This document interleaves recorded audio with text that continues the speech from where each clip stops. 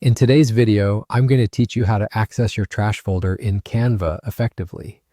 Whether you've accidentally deleted a design or are trying to clear up some space, knowing how to retrieve or manage files within the trash is a handy skill to have. Let's jump right in.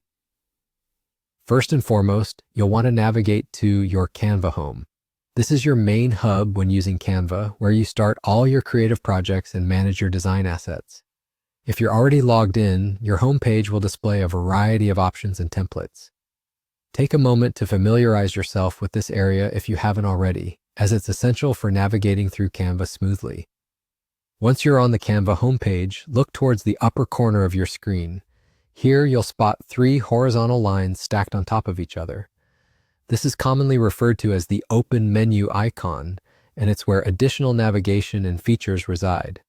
Give it a click. After clicking the Open Menu icon, a sidebar menu will appear.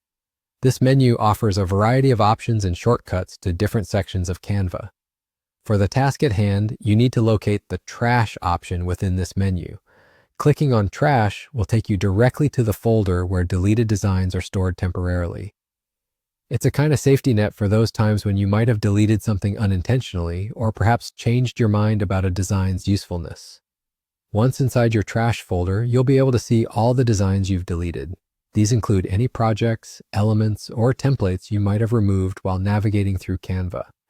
Take your time to scan through them, and if you find anything you want to restore, simply click on it and follow Canva's prompts to restore or permanently delete.